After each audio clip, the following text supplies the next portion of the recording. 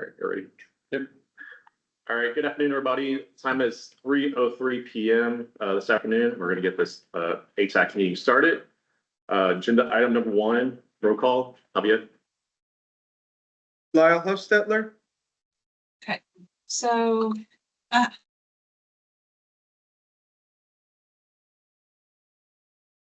Leon here for Lyle Hofstetler. Okay. Christina Soto-Rosano. Jeff Jordan. Victor Sines. Elizabeth Dupont.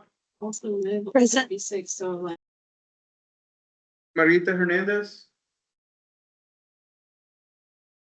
Jacob Howard. Ricky Kobayashi is here as a substitute for Margarita Hernandez.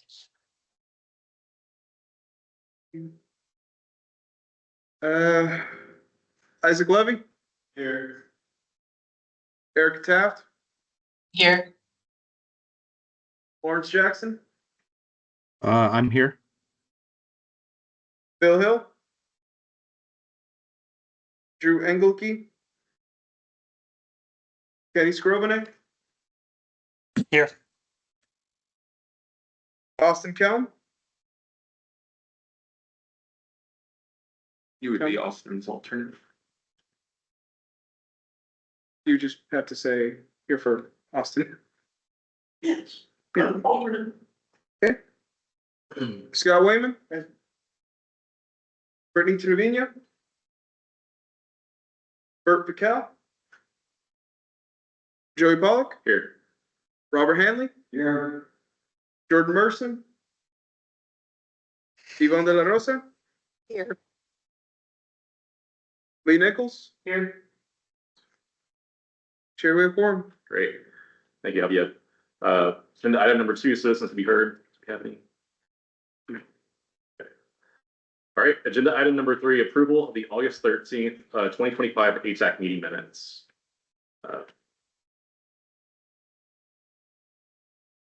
Motion to approve, Chair. All right, we have a motion on the table. Do we have a second to approve the minutes? Second. Okay, Isaac has a second. Gosh, my voice won't go like here. All those in favor say aye. Aye. Same sign opposed. Okay, approved our August 13th, 2025 ATAC meeting minutes. Next item on the agenda is agenda item number 4, presentation on the active transportation advisory committee application for a co-chair alternate for the MPO technical advisory committee. Lots of advisory committees. A lot of committee words in that. I'll explain it a little bit more concisely in this presentation, as well as go through the application process. We went through this a couple months ago. We're opening up that application again. So the clicker.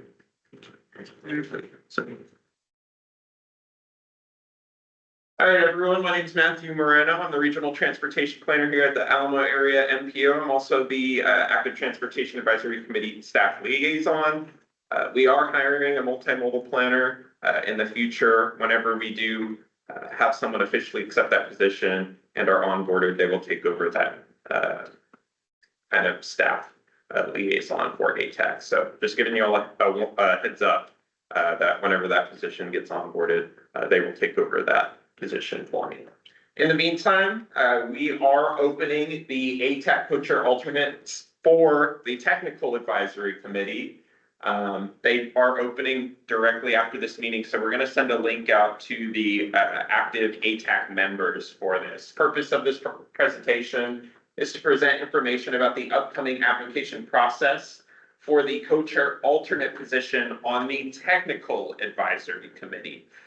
So for those that aren't aware, ATAC is served by 2 co-chairs, Joey and Robert. Joey currently serves as one of the co-chairs and has a vacant alternate position on the technical advisory committee. Our bylaws state that the 2 co-chairs are the ATAC representatives on the technical advisory committee. This process will ultimately elect to fill this vacancy, although there is some weird wording on that I should go back and fix. This is what the application looks like. Again, it will open today and it will close at the end of the month, September 30th, and we will take action on this at the next ATAC meeting for any applications received from current sitting ATAC members. We're asking name, email, phone number, OMA. If you're on this committee, you've already completed that, but we just want to make sure we have that documented. What agency or organization you represent, who your current alternate is on ATAC, why you believe you should be the TAC alternate to represent the Active Transportation Advisory Committee on TAC. Also a general statement saying that ATAC and TAC generally both meet monthly. Do you agree to participate in at least 90% of all ATAC and TAC meetings? That means twice a month. If you are an alternate, you will have to take that position for the primary whenever they're unable to attend. And then any other information you would like to attach to that application as well. Today, we just wanted to give you a heads up and a brief overview on what that application looks like. We're opening it up today. We will send that link out to y'all after this meeting. Close on September 30th. At the October ATAC meeting, we will review the applications during the meeting, make a recommendation and take action. And at the November-December TAC meeting, that new alternate position will be seated. Just a quick run through of that application we're opening up today. Any questions about this? We did this a couple months ago as well. Okay, so I am the alternate for Robert's position On ATAC, yeah. on ATAC. This is for the, Actually, no, I'm the alternate for Robert on TAC. I misspoke, We're looking yes. for an Yeah. alternate for Joey.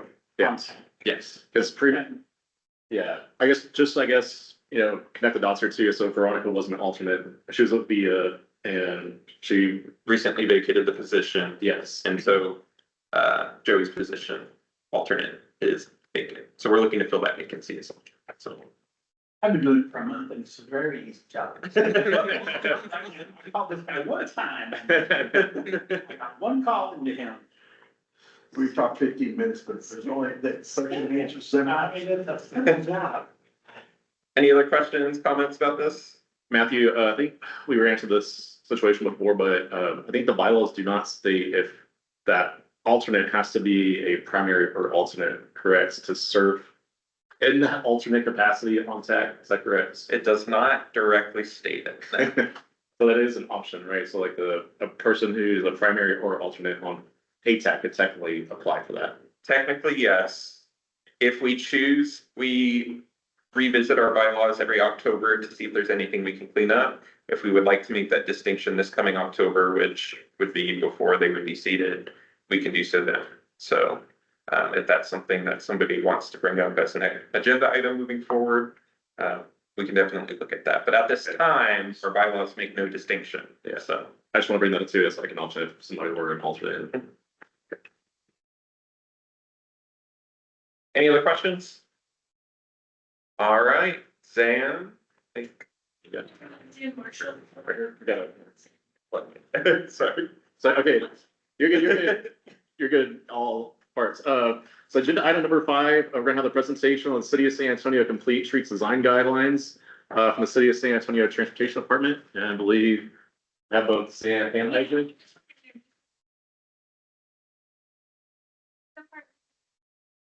I'm guys, project manager. Isaac's gonna do the presentation as a member of ATAC. He's gonna be on the project team. All right, just even.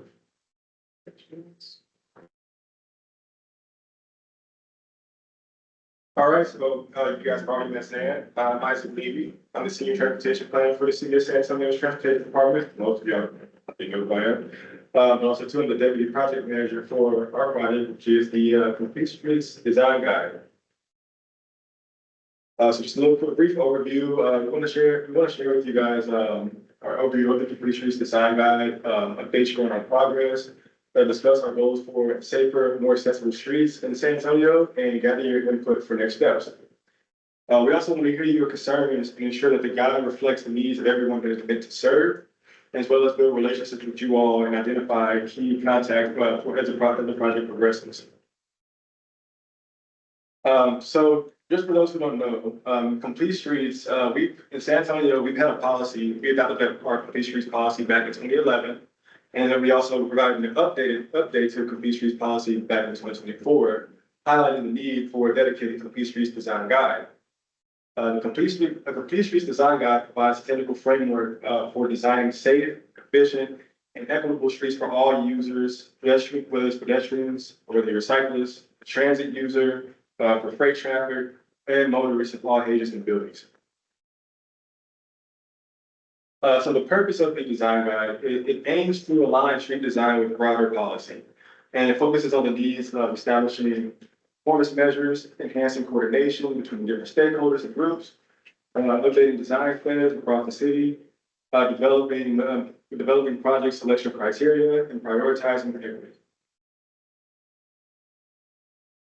So as I mentioned before, the city of San Antonio has had a Complete Streets policy since 2011, and then since then we started using Complete Streets principles on different roadway projects around the city. Our current effort will help make a clear and consistent manual that will be with adaptable guidelines for different types of projects in the future. Some of those roadway projects that use the Complete Streets principles was Lower Broadway from I-35 to, I believe it is Houston. That's where it ends at, where that project ended at. South Alamo Street improvements that's currently in construction. Zone Coach Road, which is also under construction right now, as well as Wolverine Road Phase 1, which is on the northeast side. So we want to incorporate relevant elements to the existing transportation plans, including the multimodal transportation plan from SA Tomorrow, our visions, anything from Vision Zero, such as our Vision Zero action plan, our Complete Streets policy from the past, obviously, and other principles that was used back then, our current major thoroughfare plan, as well as our bike network plan, which was passed this past January. This ensures alignment and consistency while streamlining into unified, user-friendly design guide. So our project goals is to develop a clear framework, align with existing policies, build relationships with stakeholders, such as y'all, address concerns and strategize solutions, and then finally finalize the manual. Process in doing so is developing a clear, context-sensitive framework, build upon, align the current adopted policies and framework, use data from GIS analysis, past studies, current guidelines, developer plans, and stakeholder input. We also want to apply different overlays like our transit overlay and our bike overlay, as well as special designations to prioritize walking, biking, and people-centered streets. And also too, we want to ensure that the plan applies to not only city staff, but also developers and text dot projects for consistent street design. So the scope of our project, the scope of the Complete Streets design guide is to provide a manual, obviously gives clear and consistent guidance, with engagement and public involvement, our different street typologies, our overlays, like I mentioned, our bike and transit overlay, the different street zones and components, whether it's the flex zone, the travel zone, the pedestrian zone, our street typology recommendation by each street zone, our design elements, and then prioritization of elements by different street topologies. So we have three main stakeholders for the Complete Streets design guide. Obviously, first and foremost would be the city of San Antonio, which will be providing data. These are the various departments of the city of San Antonio. They'll be providing data, coordinating meetings, and as well as approving milestones. Our planning team, which is our consultancy staff, which is through Kate Dawson and Mario. They will develop and design the manual, conduct studies, and also integrate stakeholder feedback. And then, of course, our stakeholders, which includes y'all, will provide input, review draft, and then, of course, identify key considerations. Through our stakeholder engagement plan, we've already kind of begun work through that. We had our introduction goals back in April, and we had 3 individual meetings with different stakeholder groups, starting with the private developers, then going through the NPO, the HOAs, and city partners, and then finally with our city departments. From that point, from October up until the spring of 2026, we'll incorporate all stakeholder group feedback, and then, the stakeholder group's final review and adoption plan will be ready in the summer of next year. As for our project timeline, we've already started on we're already working on data collection and existing conditions analysis, as well as had our advisory committee kickoff, and then we're already going through stakeholder engagement, just like we did with y'all. We also had our public open house, our public meeting yesterday at UTSA downtown campus. Pretty great turnout. We had 40 people come, 39 people from the public, 1 person from the media, Brandon is with us being UTSA's Paisano. And they were very interested in what we were doing, and they were very engaged, and we were really happy about that. But it doesn't just stop there. We have other stakeholder engagement, which we'll let you know about in the future. From that point on, also during the fall, we're going to be developing recommendations and also our implementation plan. And then we're, like I said before, then the spring of next year, we're going to be incorporating all the feedback that we've received, and then preparing the report in the summer of next year. And so here's our contact information, and if you have any questions outside of this meeting, feel free to let us know. Yes, Mr. Hammond. I have a question on your timeline. It looks like you want to prepare the report summer of 2026. Yes, sir. And that would be a manual, design guideline manual. Are you going to do that and issue that before you get a chance to update the Unified Development Code? Yeah. So part of the process is to have the recommendations available, and so that's what the design manual will be, but it will also lead to UDC recommendation changes for the 2027. So we hope to have those UDC recommendations based off the manual, prepared and ready for this next cycle. Okay, I'll just say, Christian, you see, your meeting only meets every 5 years. And so we want to make sure if there's some things that need to be incorporated into the revisions, that they're in there and not have to wait another 5 years. That's right. That's right. Okay, just check it. Yeah, what kind of studies are Pete Dawson doing for you guys?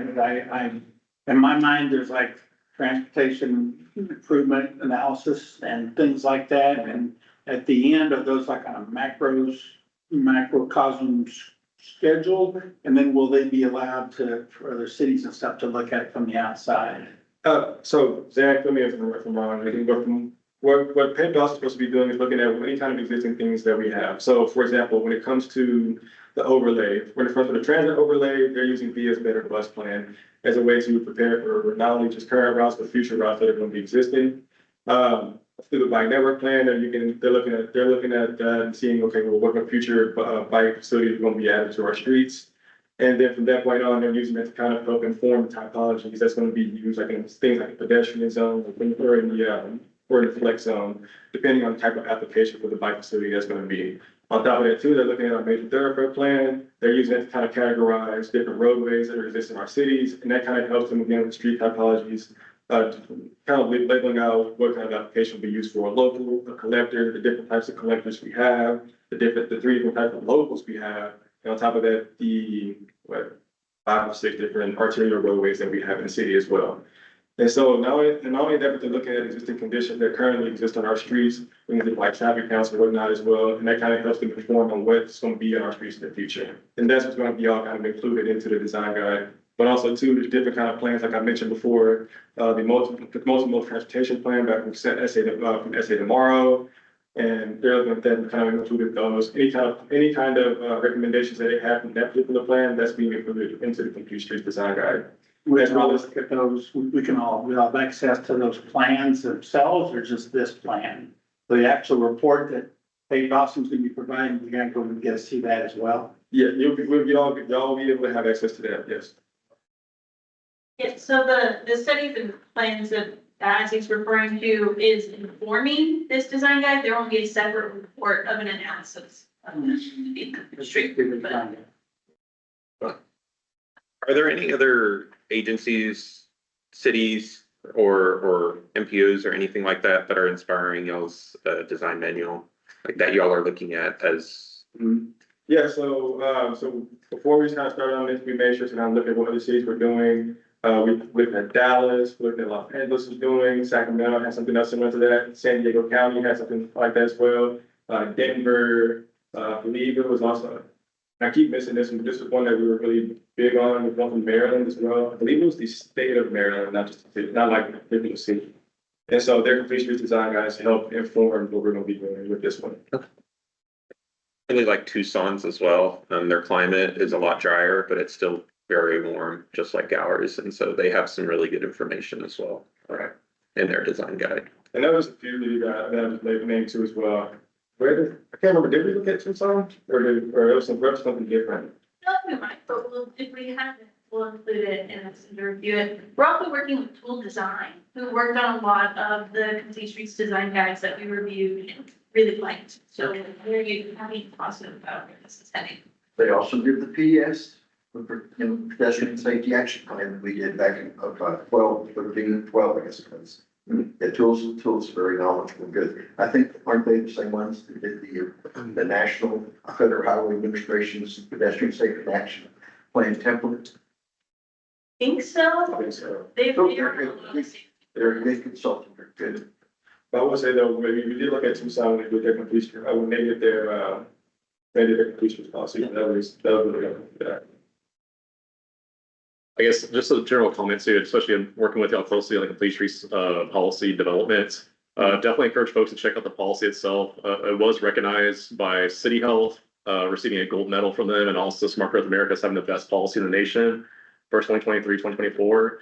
And so I think there's a lot of good stuff in that policy itself. Check out, there's a big section focused on stormwater, dealing with stormwater, and also, low impact development, green infrastructure, things like that, should be a big part of this too. So definitely encourage folks, if you're taking part in this design guide, to also look at the policy itself to see what it outlines for recommendations and mandates too that the city should be doing. So yeah, there's a lot of great stuff in there, obviously. So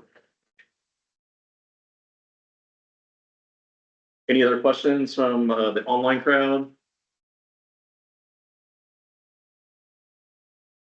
And so I guess I know y'all had a meeting last night, and you're speaking with us today. And there's a online portion. I guess what can folks expect to provide input on right now? So as of right now, we have a SA Speak Up page that's out there right now for people to kind of provide any kind of public input. Just kind of as we go along with the project, and of course we're going to be using that as well to give updates, give periodic updates to folks that stay in the analytics of it. And then we plan on having our second public meeting once we kind of create towards the finish line of it in the summer of 2026. And so that's kind of when we do our meeting again. Okay, this is what we've gathered from everybody, and this is what we want to do to input. This is what it plans to look like. We also want to just have an open invitation to any ATAC members, if y'all are interested in being a more invested stakeholder. You can reach out to me or Isaac, and we can see about fitting you guys into any of our main stakeholder meetings. Like I said before, this is not just going to be a kind of our stakeholder meeting. We have meetings that will come along as well. So, like Zan said, any kind of invitations y'all give to us, we have to oblige by. I guess I haven't checked out, just checking it out right now, but do you have a timeline when you're gonna be adding some of those documents or boards from last night? I think they're really helpful for folks who are not familiar with what to expect or want in a complete street, or there's that one board I saw last night with all the different options from different scopes of the street. Will y'all be adding that to the website or project webpage to again provide people more tools and ideas of what should they be wanting in a complete street? Right, we'll be adding that to there. Okay, just a short explanation. Good, awesome, thanks. All right, nobody has anything else. Thank you all so much for writing this update to us. Good luck.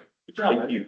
Okay, next on the agenda is agenda item number 6, presentation on the Beacon Hill area and Alta Vista Walkable Community Workshop. Matthew, take it away. Give it a quick.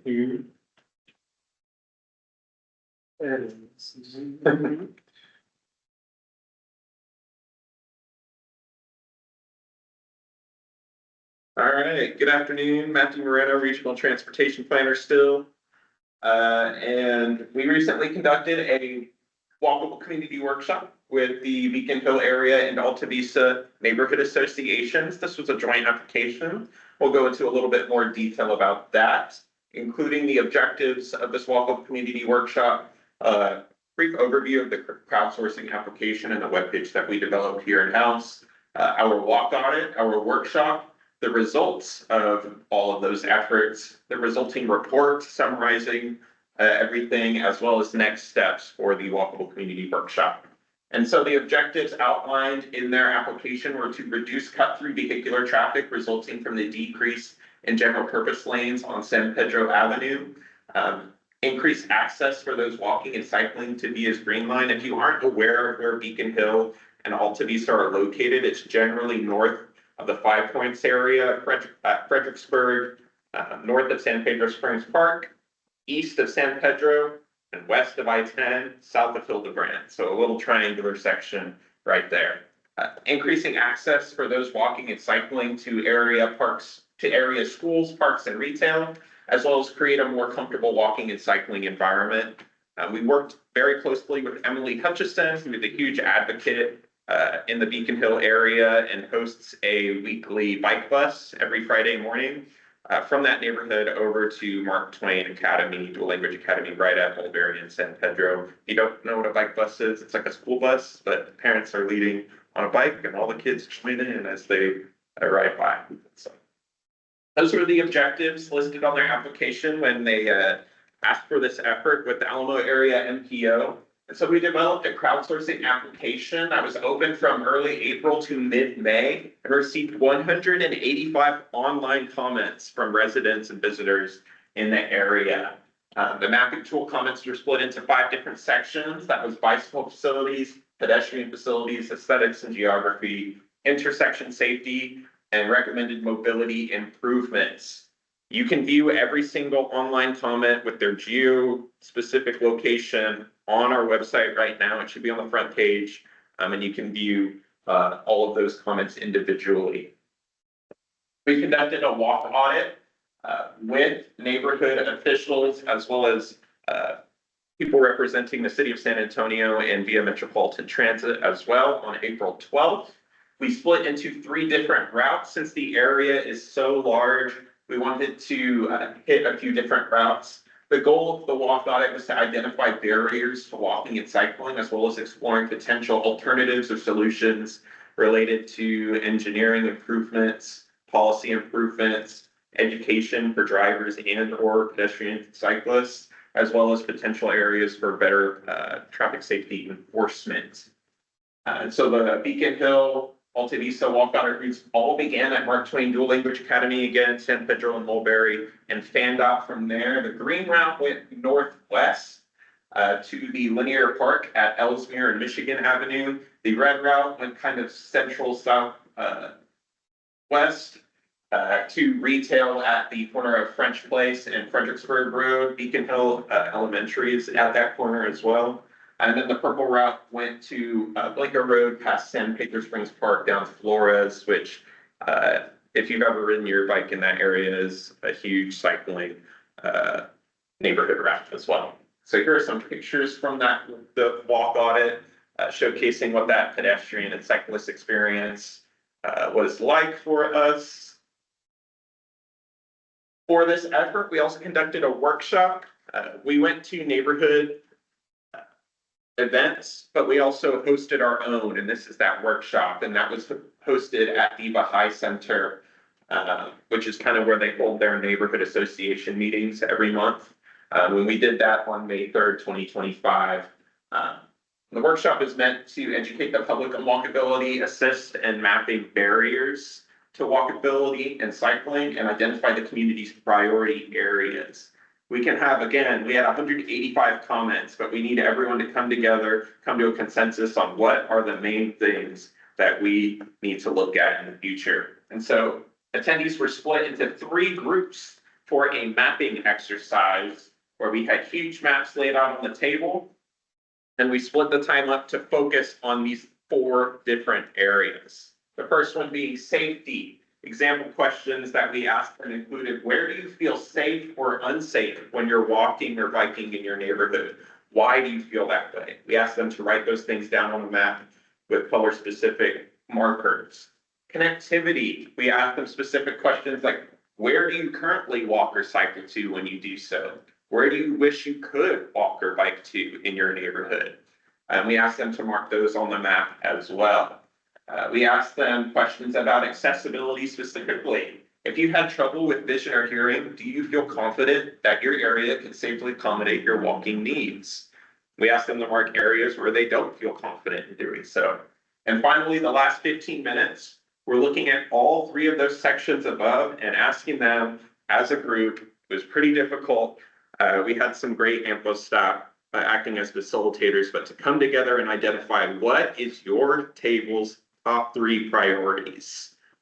Each table identified 3 priorities out of everything that we had talked about up to that point. And these are what those 3 tables came to. Their group 1's priorities came to safe pedestrian crossings at the railroad tracks. If you didn't know, Union Pacific bisects the Alta, Vista, and Beacon Hill neighborhoods. Major intersections and connections to destinations. Reduce speed limit on Blanco Road. And sidewalk continuity, condition, and ADA accessibility improvements. Group 2's priorities were walkability along Blanco Road again, as well as Grant Avenue, improve crossings at Blanco Road and Fulton, and increased presence of audible pedestrian signalized crossings throughout the area. I believe when we did the walk audit, we found that Woodlawn Avenue had no pedestrian crossing signaled at all. And so group 3 priorities, their number 1 was reducing the presence of loose dogs, which we do see generally tend to hug the railroad track areas. 2, decreasing the speed limit on Blanco Road again. If you can see, there's a theme here for this neighborhood for all 3 priorities.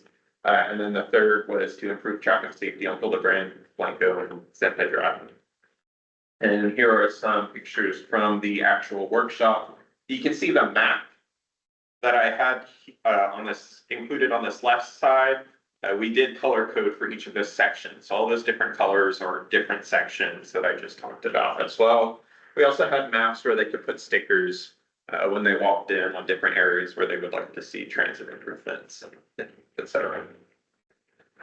The results, the comments were synthesized and separated into areas of interest.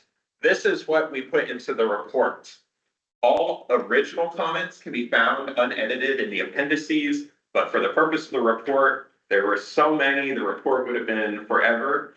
So we synthesized those comments, reduced redundancies. We split them into pedestrian facilities, driver behavior, crossing and intersection safety, bike facilities, lighting, comfort, wayfinding, and connectivity. And so that's just an example of what it looks like in the reports, what I've looked at. The actual report itself was released about I believe it was 2 weeks ago still.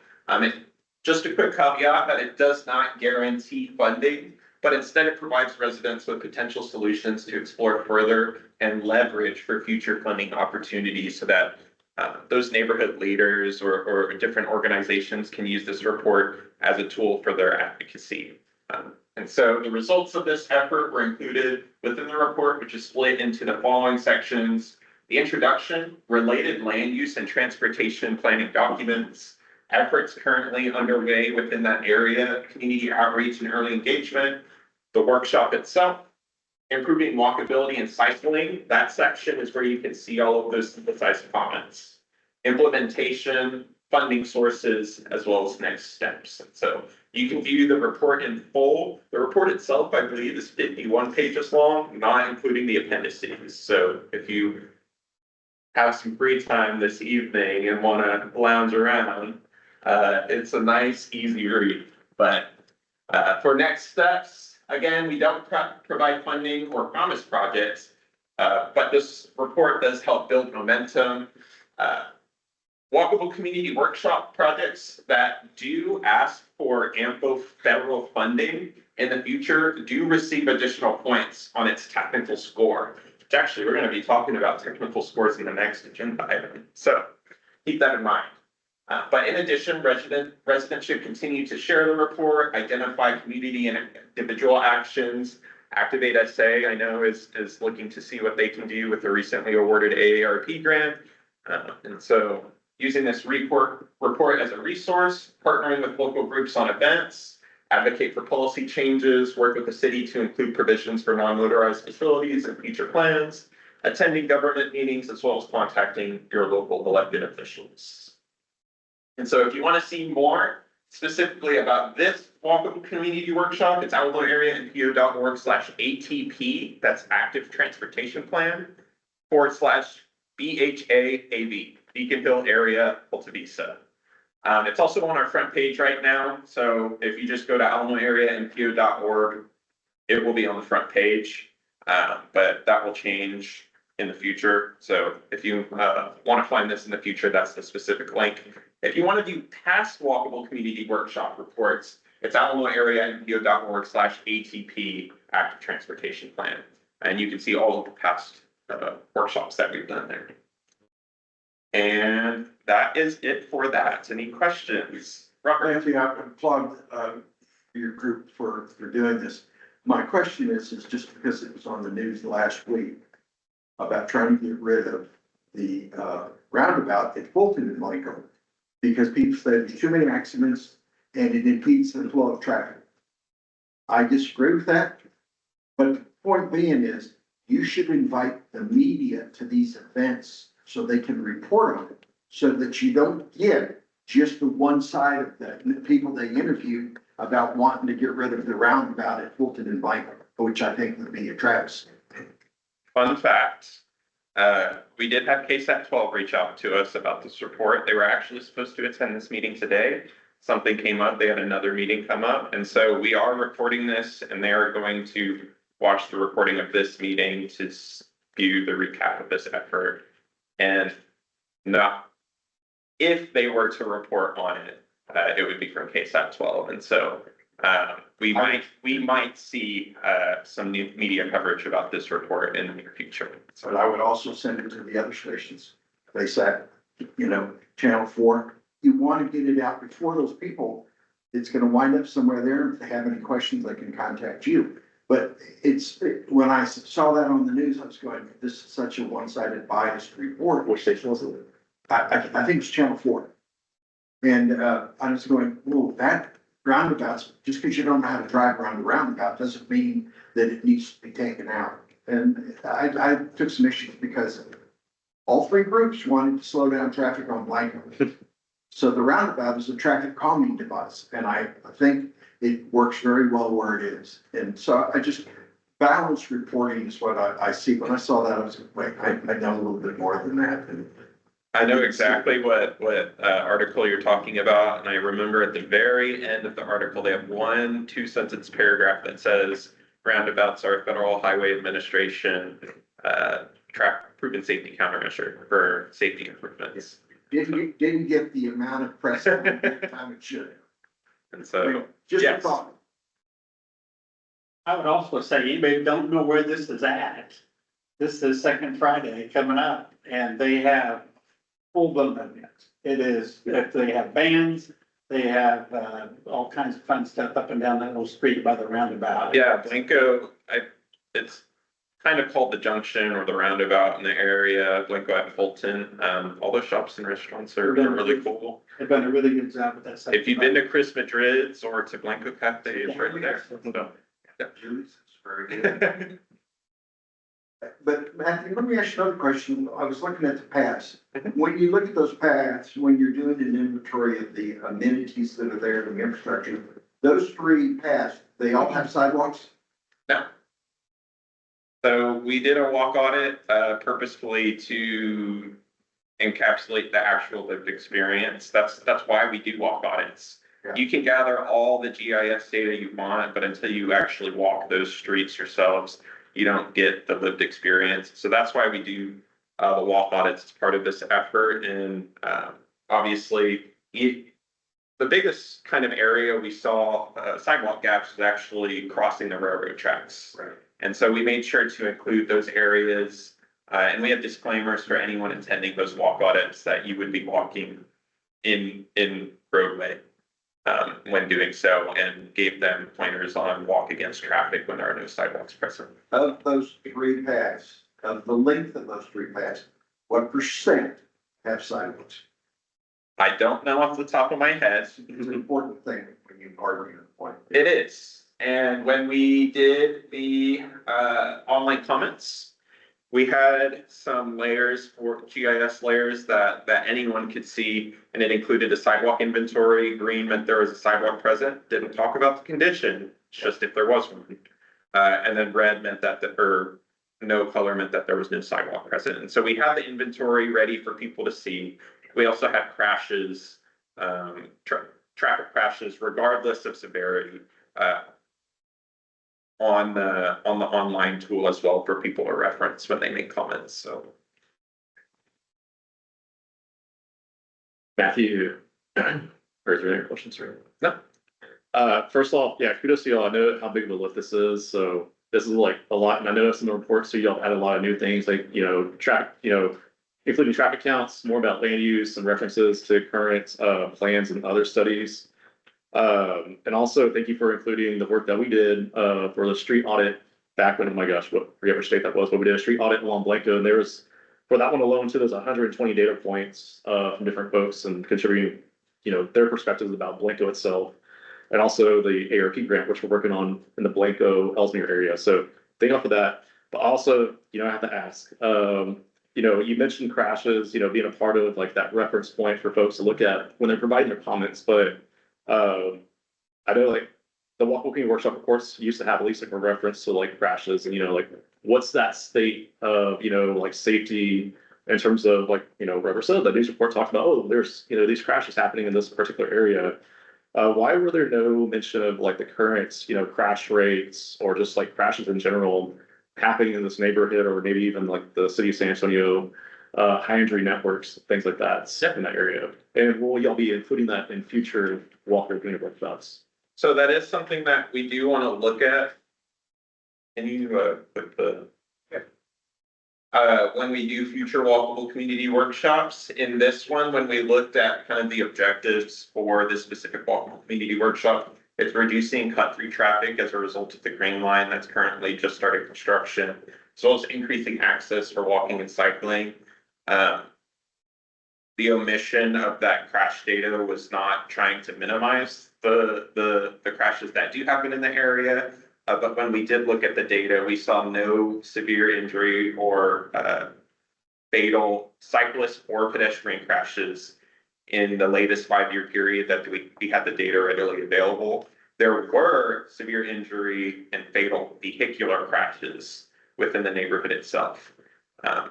The severe injury and cyclist crashes that we did see were on Hildebrand and San Pedro, which are the perimeter of the neighborhoods. And Via's Green Line also has construction included to fix up a lot of the sidewalks along San Pedro, as well as include new mid-block crosswalks where none previously existed. And so, given that there were no severe injury or fatal crashes, and that it didn't cleanly fit in with the objectives outlined within the report application itself, we decided not to move forward with including that as a section in this specific report, but it is something that we look at whenever we see that there is a huge issue in a specific area, especially those outlined in COSA's Vision Zero, high injury network, or severe injury crash rate areas for the data that we have. And so, but we understand that it helps build that narrative for those improvements in the future. And so that is something that we do want to make sure that we look at when we do future Walkable community workshops.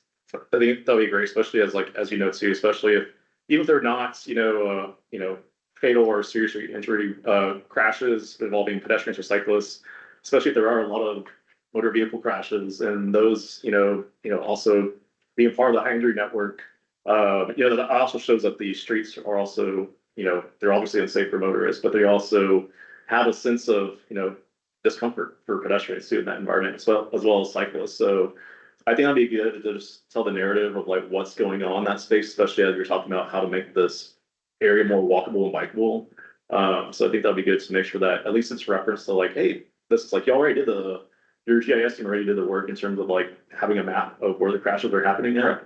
So I think that'd be good to just like at least have in the report too, like, hey, FY, this is what's going on, and also a reference to, like the work that the city did, the Vision Zero action plan, just reference, especially for residents who may not be as familiar with some of those concepts and how they can reference that data to better make their case for improvements. Are there any other questions or comments online or here in the room for Matthew? And so Matthew, I guess, we'll see if there's any more questions. I guess folks can also go online and apply for Walkable Green Workshop too, if they would like one in their area or next to the woods. And again, you'll do this all across the MPO study area. Right? Yes, we do this for any area within the MPO boundaries. We have a new application with the King William and Lavaca neighborhood associations right now that we're trying to work out the timeline for internally.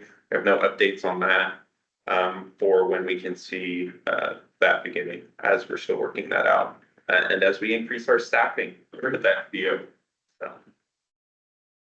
Awesome. All right, hearing no other comments or questions, we're moving on to agenda item number 7, presentation on the fiscal year 27-30 through 30 funding update and transportation alternatives projects. Matthew, and also understand there's going to be an action item on this one too. There is action, and so the agenda should state presentation and appropriate action, but the action is located in the meeting package at the very bottom of the narrative within the meeting package as well. So we will be requesting action on this specific agenda item, as well as giving kind of an update on the fiscal year 27 through 30 funding for the transportation improvement program.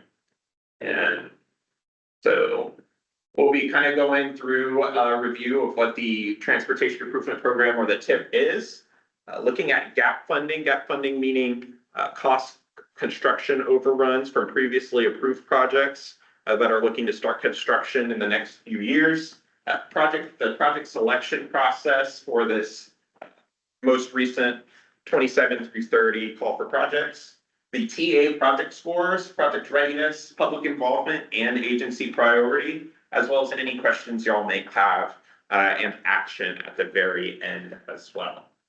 The Transportation Improvement Program is one of our core documents here at the Alamo area MPO. It covers a time period of 4 years. This one specifically is 2027 through 2030.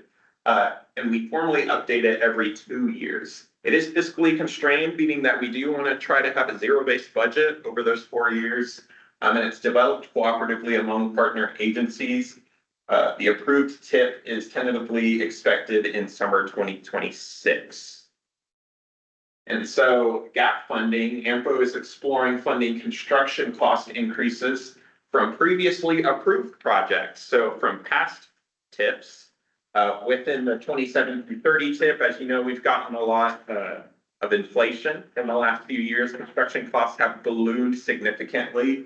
And so the Alamo area MPO has received $116.6 million in construction cost increase requests for projects that we have previously approved that are expected to let in the next 3 years or so. This gap funding request is in addition to the $824 million in requested new projects through this call for projects. I can tell you right now that we do not have $1 billion to assign to projects. And so we really have to be strategic about how we decide how to assign this funding. The technical advisory committee has taken action on approving a methodology on how to work through this. And that will be going to the executive committee on the 17th and then to the full policy board at the end of the month. If anyone on the active transportation advisory committee is interested in looking at the methodology on how we go about the gap funding in addition to the new projects. The gap funding proposed methodology that was recently approved by ATAC and is moving forward with the executive committee on the 17th is to reevaluate projects that were scheduled to let, meaning that they will start construction in fiscal years 26 and 2027, shifting projects that are not realistically expected to let in those years to later years. So projects that we know there's a railroad associated with this, it's going to take you forever to work with Union Pacific. We need to push you out. Prioritizing fully funding those gap requests, that $116.6 million, and focusing on projects that are ready to start construction as priority.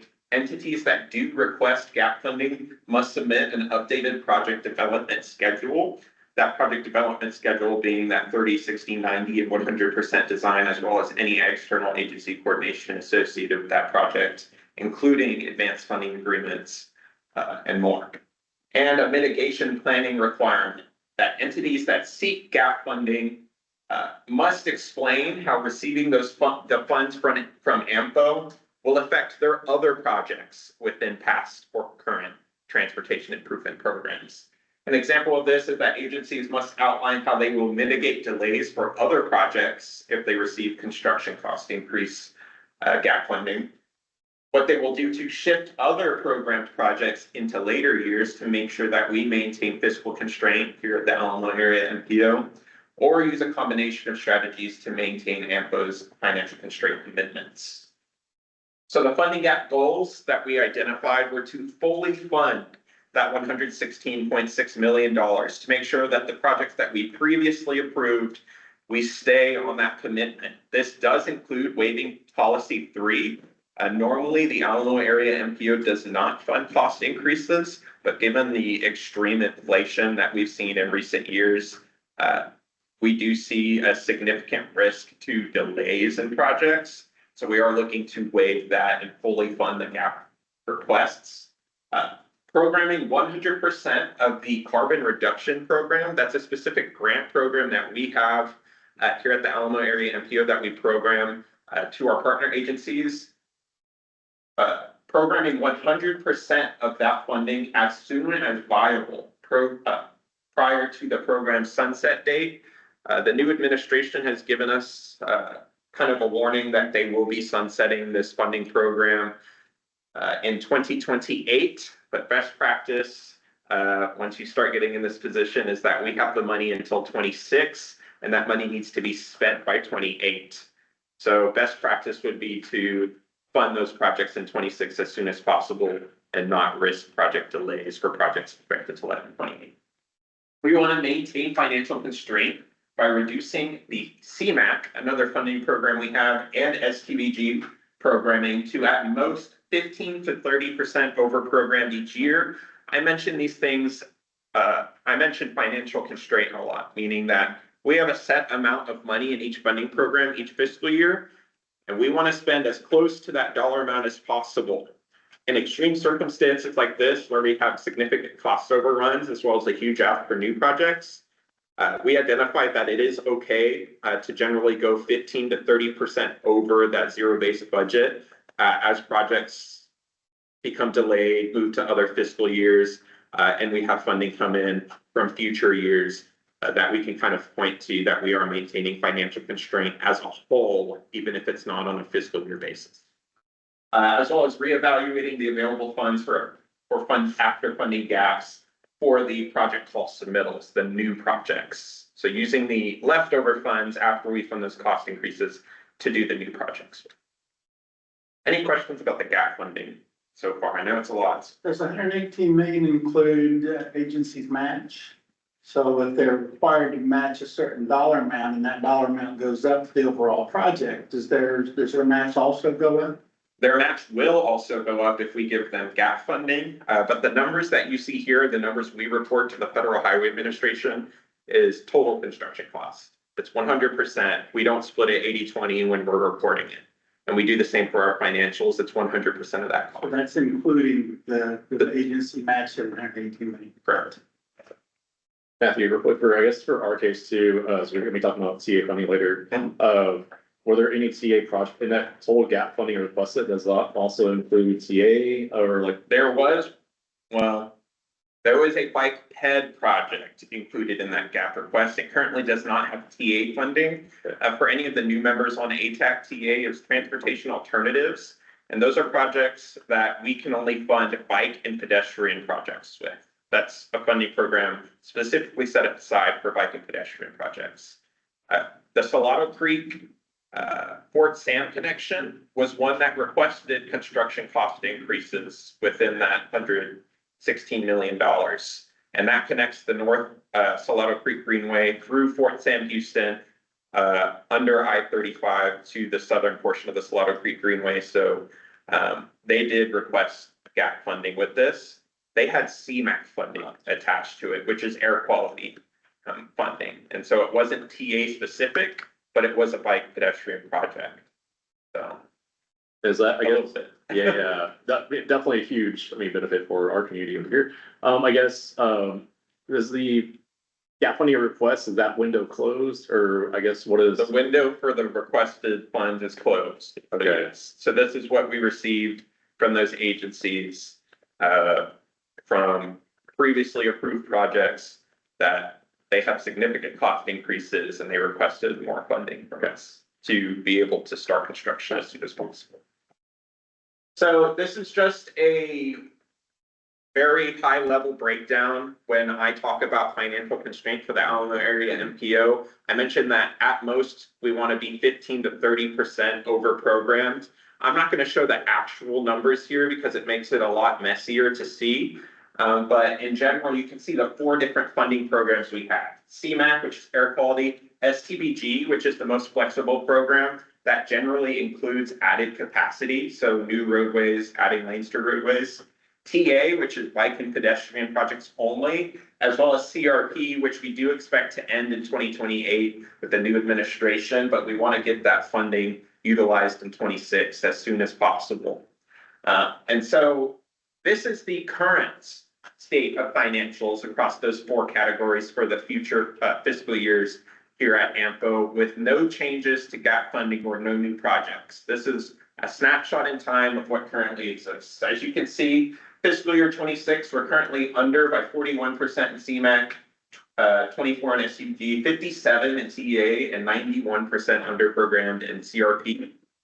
But that changes as we go into 27, 28, 29. We are over programmed in CMAQ in 2028 by 53%. And over programmed by 15% in 2028 for STBT.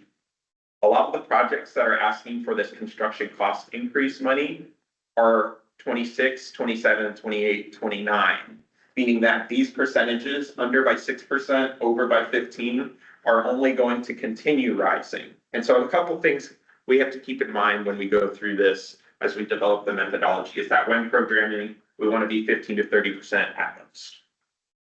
CMAQ is currently over-programmed already at 53% in 28, but this percentage reduces in the following years. AMPO must consider how gap funding affects this in addition to the required air quality benefits that we have to report to the Federal Highway Administration. TA has a significant amount of funding that could potentially be used to fund some of those gaps in fiscal year 27 through 30. As well as the new projects in 27 through 30. And the CRP must be fully utilized as close to 26 as possible. So those are all the considerations that we're taking into account when we're developing this methodology. And so AMPO staff will continue to reach out to entities for mitigation plans regarding the impact of the gap funding request on other funded projects. We want to provide clear guidelines and constraints on developing the mitigation plans that we are requesting from those agencies. We want to be available to address questions and provide support as entities prepare their submissions and review category 10, the CRP, the carbon reduction program projects, and evaluate potential strategies to cover gaps, including the option of shifting some of that CMAQ funding that's already over programmed to CRP to reduce that CMAQ percentage and utilize some of that CRP as close to 2026 as possible. Next, there are some considerations for new project funding in the 27 through 32. Is that AMPO will determine the funding left over for new projects. Projects programmed in fiscal year 31 and 32 must start construction on time. They must let on time and open to the public by fiscal year 2034. Fiscal year is TxDOT fiscal years, by the way, so September 2034 is the absolute latest. Or risk triggering conformity. For those of you who are not aware, AMPO has to report our air quality benefits to the Federal Highway Administration. That document is called our Transportation Conformity Document.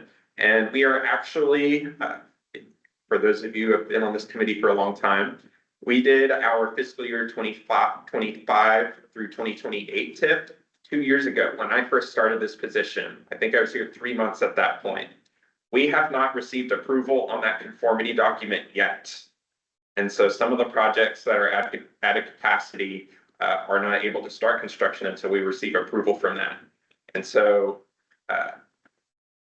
if we risk the same thing happening in the future, we don't know when we will receive approval on that. It could lead to potential delays for projects. So any added capacity, new roads or added lanes, for projects within the 2027 through 2030 tip that are within or connected to Bear County will trigger conformity. And that TxDOT Hero program, their incident response program that you usually see on the highways in our area, is requesting local contributions of 2.4 to 2.8 million per year through fiscal year 29 to sustain the program due to cost increases. AMPO is also exploring options to include that in the gap funding as well, and that those numbers are included in that $116 million number that I showed earlier. So, any questions about gap funding before we move forward into the new projects? All right, I know it's a lot, so I wanted to break it up a little bit. All right, so the fiscal year 27 through 30 project selection process. This is for new projects, not previously approved ones. Just a quick overview, they are considered, when approved for funding in our TIP, MPO funded projects.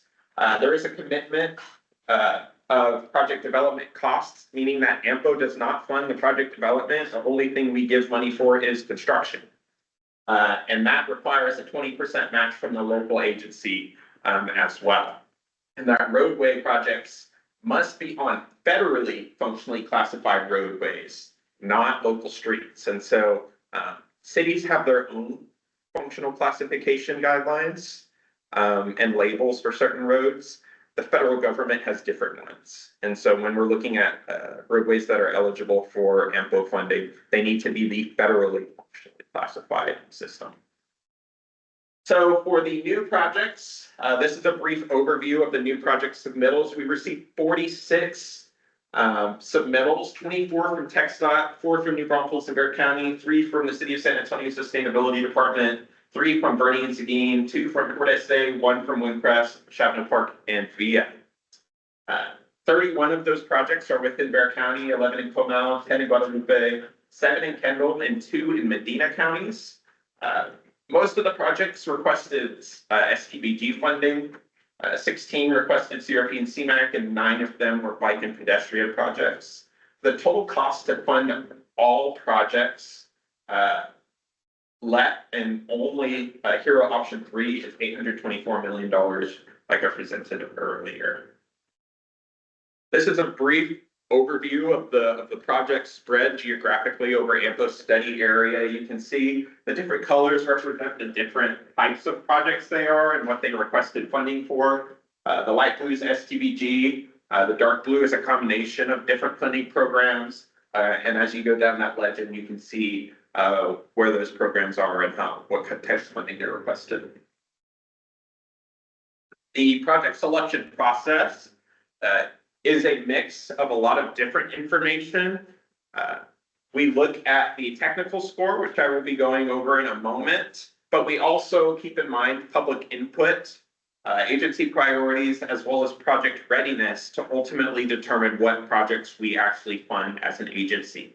So no one metric determines if a project will be funded or not. It is a combination of all of these metrics that ultimately comes out with a recommendation of projects to fund. And so we will be taking action on the recommended TA, the bike and pedestrian specific projects, today here at this ATAC meeting. And so one of those metrics we looked at was the technical scoring. We have a huge set of technical scoring criteria that we looked at. Each one is specific to its own funding program because each funding program has different requirements. And so there are each project, if they applied for multiple funding categories, received different scores for each of those funding programs. And so what that scoring spreadsheet looked like for an individual score was an agency would submit a project. We would identify what category they would like funding from. And each funding has multiple sections that make up that total project score. we normalize the score across all of those sections and define the weight of those sections based on our long-range plan priorities. We combine all of those weighted scores together, add bonus points, which is usually a local overmatch. As Scott Wayman kind of mentioned earlier, and I mentioned earlier in the presentation, construction costs require a 20% local match. If you put in 25%, you got an extra 5 points at the end. And if you put in an extra 10%, so 30% of total project cost, construction costs, you got an extra 10 points at the end. So this is an example of what that looks like for one specific score. You can see there are multiple different sections for this category. Each section has a different amount for its max score. And what we do to normalize these is we turn that into a proportion. And so in section 1, they got a 2 out of 6 in that specific section, which comes out to a proportion of 0.33. And then we multiply it by whatever the weight of that section is. And the Transportation Policy Board defined those weights based on the priorities of our agency. And so in this case, that 33% multiplied by 50 came out to 16.5. Add them all together, add your bonus points in. This project score came out to 56.9 out of 100, 110 when you take into account the bonus points as well. So we tried to make it so that the scores were based out of a 100-point scale. And the projects are competing against each other, not out of 0 to 100. Something to keep in mind. These are those weights and the different scoring criteria. This is for CMAQ specifically. CMAQ, we looked at emissions reduction, specifically the pounds per day of nitrous oxide reductions for that program. That was 50% of the project score. The cost benefit ratio, which, yes, we had to use this equation at the very bottom of the screen, which is the pounds per day of nitrous oxide reductions per day, the design life of the project, conversion to a short ton, the Federal Highway Administration cost to reduce nitrous oxide per ton, which is $19,000, divided by the total project cost. That's 30% of your score. Non-SOV, single occupancy vehicle travels 10%, and the roadways that are on peak hour excessive delay corridors, meaning there's a lot of traffic on those corridors, is the last 10% or CMAQ. For CRP, we actually are no longer funding new projects in CRP since that funding program is expected to sunset in the next few years, and the years within the TIP are after the program is already sunset. But this is what we did use when the program was still active. Very similar, but with carbon dioxide. For the bike and pedestrian projects, 25% of that project score was accessibility, and that's based off of the Federal Highway Administration's Bikeway Selection Guide and the Sidewalks and Walkways Guide. 25% on safety using average fatal and severe injury crash rates, as well as crash modification factors identified by FHWA. 20% was high trip generators, vehicular speeds and capacity. 15% was connectivity, which included node density, existing plans, and system connectivity and reducing barriers. And then the last 15% was community impact and workforce accessibility. When we first developed this criteria, and I presented these weights to you last year, this section was titled equity, and we have since received comments from the Federal Highway Administration that we needed to make significant changes to this section. And so this is the result of that, is this community impact section. And then STBG scoring, this is the biggest pot of money and the most flexible. 10% is for accessibility, 10% is for economic vitality, 10% environmental stewardship, 10% for community impacts, 30% for mobility. And we actually use person capacity for this, where in the past we used vehicular capacity, and safety, rounding out that last 30%. So everything's 10% except mobility and safety, which are 30% for STBG. So the public comment rankings. We brought all 46 projects out for public comment as well, and we asked people to rank their top 3 projects. And so projects that were ranked in the #1 category for each person received 3 points. Projects that someone ranked number 2, their favorite, second favorite, got 2 points. And the projects that were their third favorite received 1 point. You add all those weighted scores together, you get a total score, and those public comment rankings are against each other. And so each project received a kind of proportionate, where it was 1 out of 46, meaning that was the number one most wanted project out of all 46 submittals. So now that we have all the background information on how we gathered all of this information, we're going to go into a summary of all of the TA projects with all of this information for the submittals. We'll look at the project scores, readiness, public involvement, and agency priority. How this slide is laid out, I know there's a lot of cool colors and stuff on here, but it's really to help us understand the huge amount of information that was gathered for this effort. The top left, you have the project sponsor and this project specifically. At the top center, you have the public comment ranking, 0 out of 46, 46 out of 46, being the least popular of all submittals. Project readiness timeline, we asked every submitting agency to give us what are your plans to get your project to construction by the date you say. So sending us timelines for the 30, 60, 90, and 100% project development, utility coordination, et cetera. Project readiness status, this is an AMPO kind of designated status. Green light means we believe this project will let on time. Yellow light means we have some concerns that this project may encounter some delays, and red light meaning there are serious concerns with this project receiving ample funding. Project scoring and agency priority, those are those technical scores I just kind of talked about. The agency priority I haven't really mentioned. I mentioned earlier, TxDOT submitted 24 projects. And so we asked the agencies that submitted projects, label your projects from your most important to your least important. And that's your agency priority. So if TxDOT, for example, we only have funding to fund 2 TxDOT projects, TxDOT, what's your most important and your second most important projects that you need funding for? And we put that together in the agency priority right there.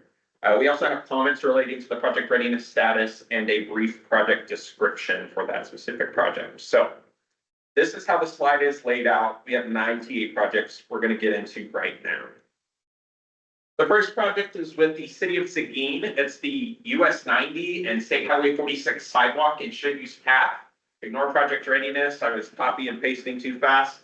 It was the 4th most popular project of all submittals. It is expected to, if it does receive funding, start construction in fiscal year 2029 after coordination with TxDOT, project design, as well as right-of-way and easement acquisition and utility clearance. It has a green light. It got a TA score of 78.75, I believe. This was one of the top scoring TA projects. It was their number 2 priority for the city of Seguin. And it's again to construct sidewalks and shared use paths to connect TLU, a middle school and an elementary school in the area. Bear County submitted the Leon Creek Bike and Pedestrian Trail. And it got 13th out of 46 for the public comment rankings. I received a score of 64.5. With an agency priority for Bear County as their number 4 project. It's expected to start construction in 2029 following design, environmental, and right-of-way acquisition. And it's a new off-street trail parallel to I-10. I believe it's connecting that Leon Springs Road down south past the Dominion to Raymond Rumpus Park, I believe. Shallow Park Trail Connection. By the city of Shavano Park. It was the 3rd most popular. If you can see, the bike and pedestrian projects are some of the most popular of all submittals. It's expected to be able to start construction in 2027 if it receives funding following design, environmental, and plan specifications. It got a TA score of 48.75, and it's their number 1 priority. It's a new off-street trail connection in Shavano Park to the Salado Creek Greenway. Specifically, if you've ever ridden the Salado Creek Greenway north of Hardburger Park, there is an offshoot to the Inwood neighborhood that could create a new offshoot to Shavano Park up to Cliffside Drive and then connecting to Northwest Military. The city of Windcrest submitted citywide sidewalk improvements. It was the 9th most popular project on the project call. It's expected to be able to start construction in 29 or 30. following design, utility coordination, and right-of-way acquisition, and includes new sidewalks on local streets citywide. Received a TA score of 48.25, and it's their #1 priority. The city of Bernie also submitted citywide sidewalk improvements, got 15th most popular. It was the #1 scoring TA project at 95 out of 100, and it's their #1 priority. And their projected let date, if they were to receive funding, is 2027, following advanced funding agreement and final PSNE. And that's new sidewalks on local streets at numerous locations. The city of New Braunfels also submitted citywide pedestrian improvements. It should say TA scoring again, copy and paste there, it's a big presentation. Got 21st out of 46. It's expected to be able to start construction in fiscal year 28. It did also apply for STBG funding, so it got 46.8 for that STBG score, 74.5 for that TA score, and it's their #3 priority for the city of New Braunfels. It's installing 6-foot sidewalks and 10-foot shared use paths in multiple locations, including ADA ramps and crossing improvements. The city of New Braunfels also submitted a roundabout at the intersection of Seguin and Zinc roads. So if you've ever been to that giant roundabout right dead center of downtown New Braunfels, you're going towards the Lando Park right before that railroad underpass. It's that weird clump of intersections right there when you go tubing. And so they want to turn that into a 3-leg roundabout with 6-foot sidewalks, lighting, ADA ramps, and landscaping. It got a STBG score of 61.05, which is one of the highest fire ones. Got a TA score of 39 and their second priority as a city. And it's expected to start construction if it receives funding 28-29.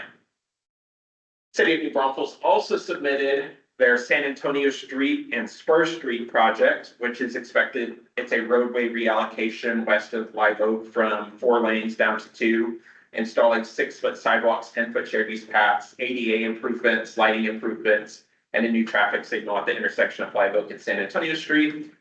If it receives funding, it's expected to start construction in fiscal year 29. It's their #1 priority as a city. It got the highest STBG score of all projects at 74.3 and a TA score of 73.75. So those were the TA projects submitted for TA funding for fiscal years 27 through 30. Here's a brief overview of those projects again, with their agency priority, the construction costs, as well as any scores, public rankings, and the project readiness associated with them. The total cost for all of those projects is $47.5 million. But the total cost for all TA projects except 2, the city of New Braunfels' Seguin Zinc roundabout and the city of New Braunfels' San Antonio Spur Street, takes the total project cost to fund all TA projects down to $23.7 million. And so available TA funding, again, is dependent on the gap funding necessity that I presented earlier. But generally, AMFO expects roughly $21 million in available funds through fiscal year 32 after funding all of the gaps that I presented on at the beginning. And so that means we can expect roughly $21 million in TA funding. And the cost to fund all projects except those 2 is $23 million, meaning that we as an agency feel comfortable recommending that we fund all projects except those 2 specifically. The reason we said those 2 specifically is 1, San Antonio Spur, I mentioned earlier, was the #1 project score for STBG. And so we do, and also the agency's #1 priority. We do expect San Antonio Spur to receive STBG funding rather than TA. So we don't have to include that in the TA funding recommendation. And the Seguin Zinc roundabout was the lowest scoring TA project for this. And so due to financial constraint, we feel comfortable removing that from the TA consideration. It can still be considered for STBG funding, but for recommendation purposes, recommending that we fund all the other projects except for those 2 as a result. And so I'm not going to go through every single project that was submitted to us. There are 46, but in your meeting package, this is the final project scores, agency priority, agency, public rankings, and their total costs for all project submittals.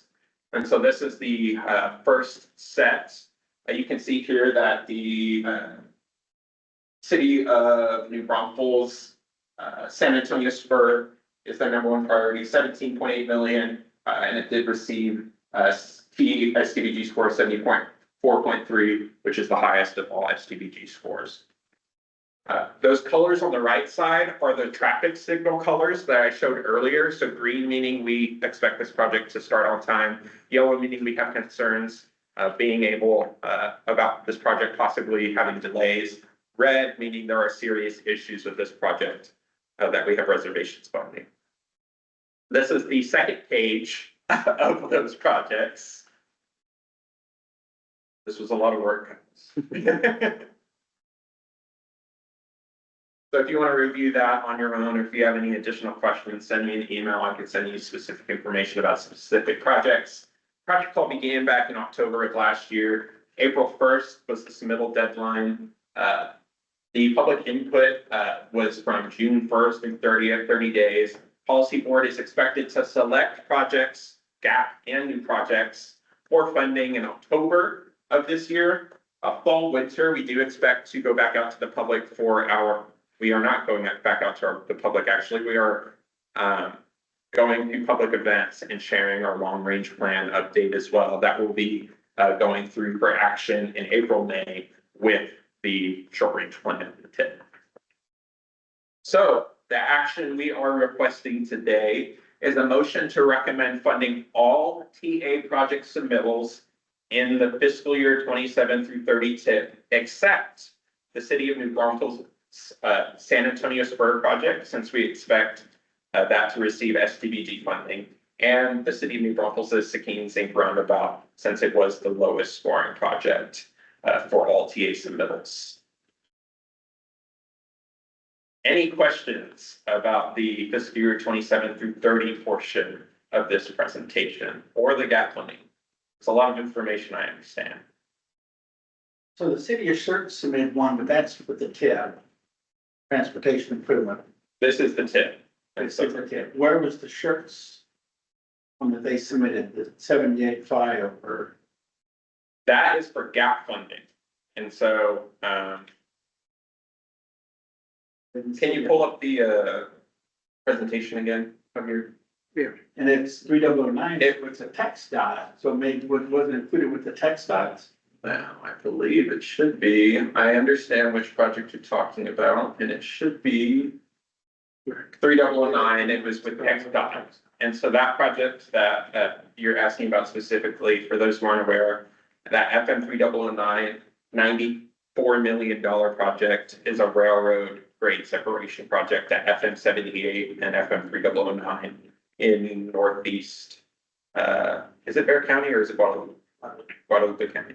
And I'm colorblind, so what's that color on the everybody? Right. Matthew, I guess a few clarifying questions, especially on the TA funding side. So I'm curious, I guess for transparency reasons for this group focused on bike, pedestrian, active transportation modes. How much was there originally in the TA pots? I know you talked about there's some, what went under some of those categories. And then how much, and especially considering those scenarios to fill those gap funding spots, how much were y'all expecting to shift out from the TA category to other projects? And then I'm curious too, I guess we had discussion at ATAC last week. And I guess what projects would that TA funding go towards? So I guess it's especially our concern here to make sure that, really great bike ped projects are funded. Right. So the original advertised TA funding amount when we started the project call was $14.6 million for the fiscal years of the tip. We have received updated numbers that reflect a little bit more than that. In addition, AMPO has received something called a TIPIA redistribution, basically meaning that we have received money for TA and STBG that we previously did not include in this because that is brand new funding. So we do have additional funding that we did not previously have when we first started this project call for TA funding. for the gap funding requests, the only time that we can use TA funding to fund gap funding is if it is one, not a TechStop project, because TechStop has their own TA pot of money. So they cannot double dip per se in AMPO's and TechStop's TA funding. But if a local partner, for example, has a roadway project that includes shared use paths, then we can fund the shared use path portion of that project with TA funding and then use other funding for the rest of the project. And so it would be pretty much splitting up that utilization ratio across multiple categories. And that's the only thing we're really looking at identifying in addition to that specific project for the Salado Creek Greenway Gap through Fort Sam Houston, shifting that from CMAQ over to TA to get our CMAQ utilization from 53% down and using bike money for that trail. And so the only time that we can use that TA money is for TA specific things. Yeah. Yeah, I just definitely want to know like which projects are going to be how it goes forward. You are still very early in this process though. We are, and so we don't have specific projects yet, and that will, the specific projects and the scenarios will go to the project scoring work group with the technical advisory committee in the coming month. And so we don't have specific projects yet. Okay, thanks. Are there any other questions here in the AMPO conference room or online? Robert Dan, I move approval for the funding of all PA projects in the fiscal year 27-30 kit, except for the New Brunswick, San Antonio Spring, the New Brunswick City, and St. Roundabout. We have a motion for approval from Robert. Do we have a second? I'll second. Lee, correct. Lee. We have a second from Lee. Okay, and especially for this, we have to make sure everybody's cameras are on here. Yes, let me. Okay. Any additional discussion? Any additional discussion from folks? Okay. All right. All those in favor, please say aye. Aye. Aye. Those opposed? Same sign. Okay, all right.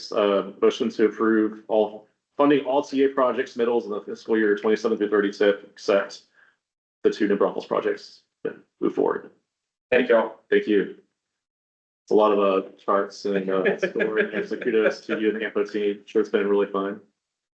Okay, so moving on to agenda item number 8, announcements and future agenda items. Matthew, looks like y'all got a few here. Yes. One, I want to make a quick announcement. As I mentioned earlier, that we are looking to expand our staffing for the planning department here at AMPO. We have hired a new short-range transportation planner who is expected to start in mid to late October here at AMPO. His name is Ken Lobeck. He is from the Portland, Oregon metro area and has served at the Portland MPO for 17 years and has a lot of experience with the Transportation Improvement Program. So we are extremely excited to build a foundation with him and have someone with that experience come to San Antonio, being from the Portland, Oregon metro area. So we're very excited with that. And then Javi, you want to make the announcement for the multimodal position? Yes, an offer has been extended, but we have not heard back from them yet. And so we have made an offer for one of the candidates for the multimodal transportation planner position. Like Javier said, we're waiting to hear back. And so I will provide an update if we have one. Fingers crossed. Yeah.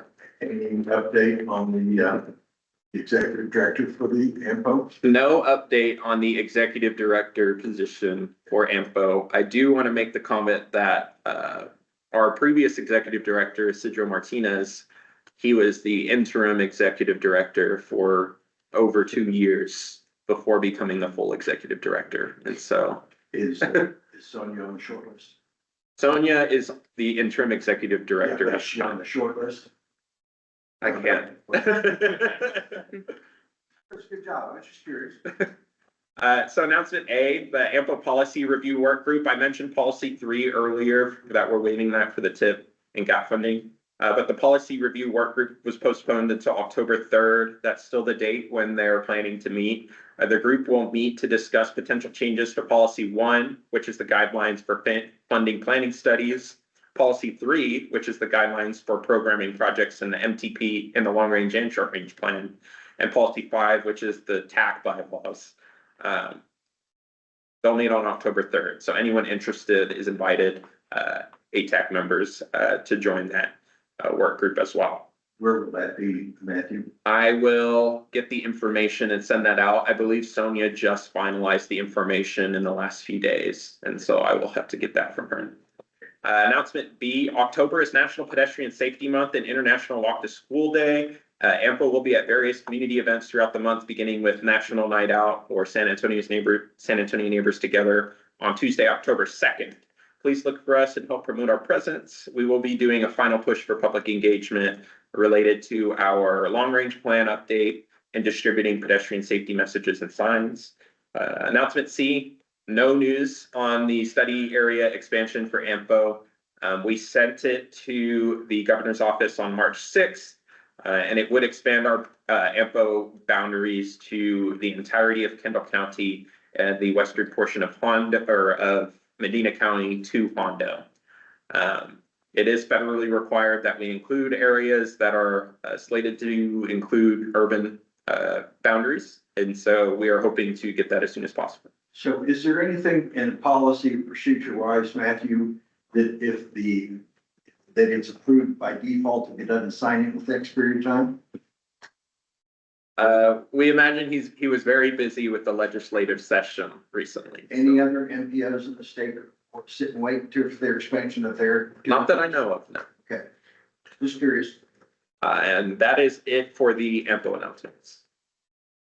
Great. Does anybody else have announcements here in the AMPO conference room or online? So, okay, hearing none, we'll go ahead and conclude this meeting. It's 4:34 p.m. Thank you all for joining in and participating. We'll see y'all around soon. Meeting's now adjourned.